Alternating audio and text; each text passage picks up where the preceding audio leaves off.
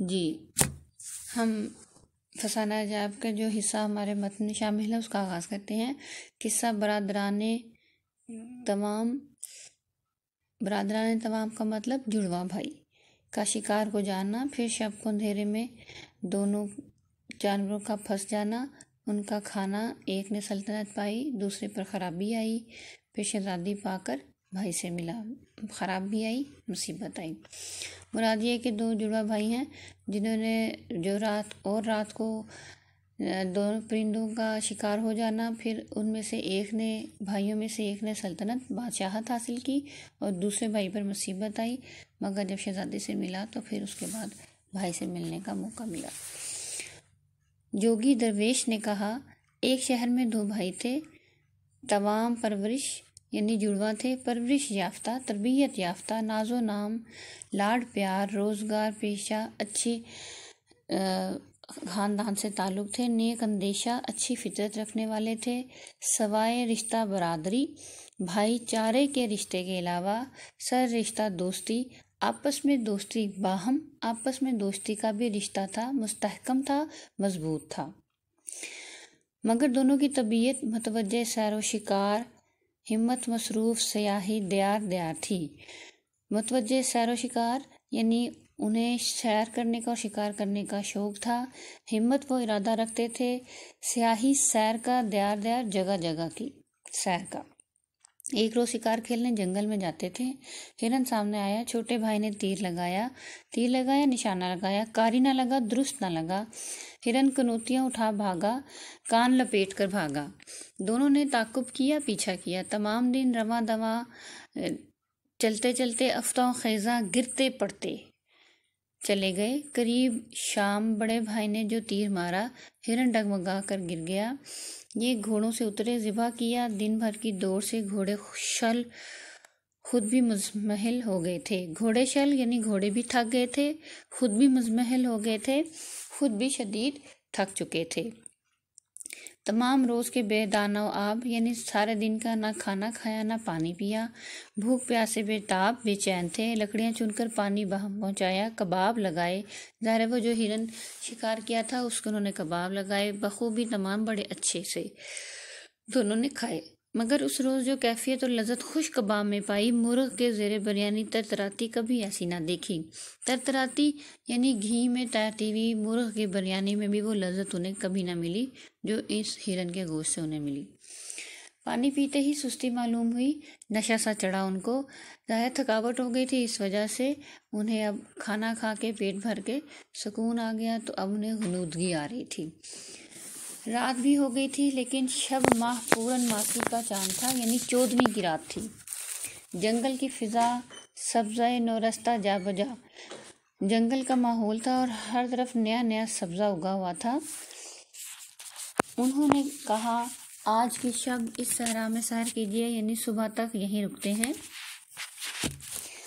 चांदनी की बहार सन्नत परवरदिगार देख लीजिए, यानी चांदनी बहार के मौसम था और चांदनी हर तरफ फैली हुई थी, और सन्नत रोज़गार यानी अल्लाह ताला की कुदरत देखकर तारीफ करने को दिल चाहता था। फिर दिल में सोचे कि तन्हाई की चांदनी गोर के अंधेरे से बदतर है, यानी चाहे चांदनी का समा हो लेकिन अगर अकेले हैं तो कब्र की तन्हाई से वो ज़्यादा ख़तरनाक है, बदतर है।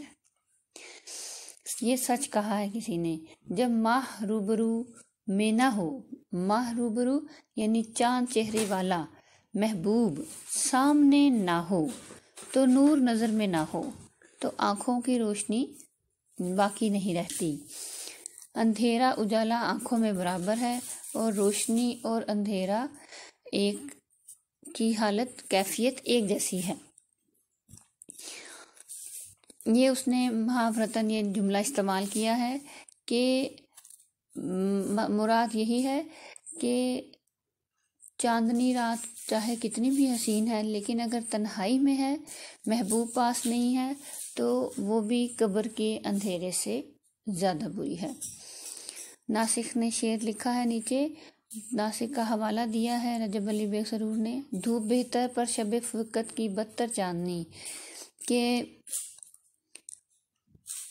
जुदाई की रात की चांदनी बदतर है और उससे बेहतर धूप में रहना है।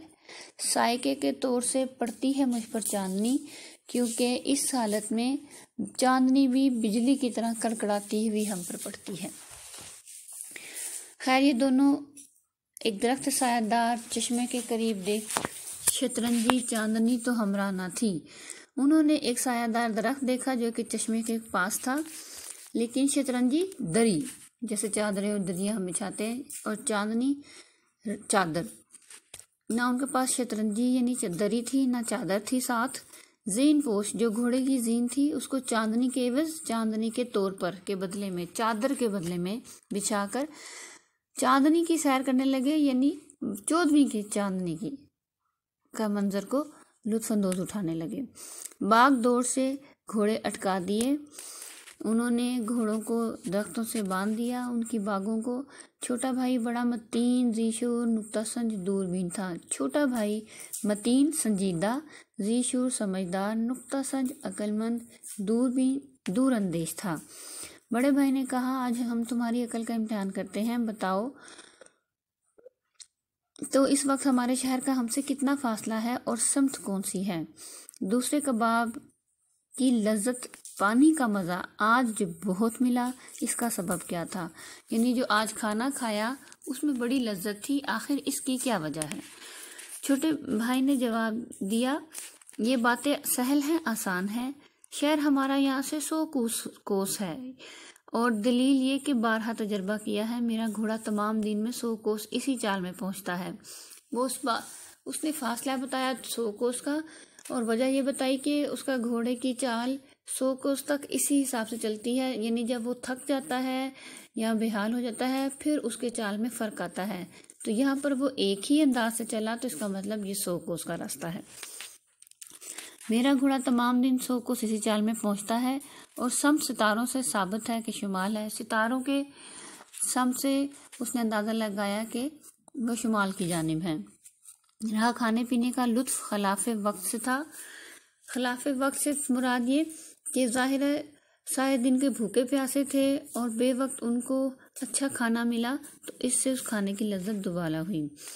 नया मुकदमा ये सुनिए, यकीन कामिल है कि सुबह को अनायत खालिक और मदद ताले से वो सामान मुहैया हो जो कतूरत से साबिक दूर हो, आइंदा आसाइश रहे, तबीयत मसरूर हो। मुकदमा ये सुनिए, यानी हम उम्मीद ये करते हैं कि ये इस बात का यकीन रखें, सुबह को अल्लाह की मेहरबानी से और मदद तालिया अच्छी किस्मत से हमें ऐसा सामान मिले, ऐसा जो कि कदूरत साबिक दूर हो, कि जितनी थकावट है हमारी साबिक पिछली वो दूर हो जाए, और आइंदा के लिए हमें आराम मैसर रहे, और हमें तबीयत हमारी मसरूर हो, खुश हो। यानी सुबह उठकर हमें कोई अच्छा शिकार मिले, ताकि जब सारा दिन हमने बेकार ज़ाया किया और रात को हम थकावट का शिकार हुए, तो वो सारी थकावट हमारी जाती रहे।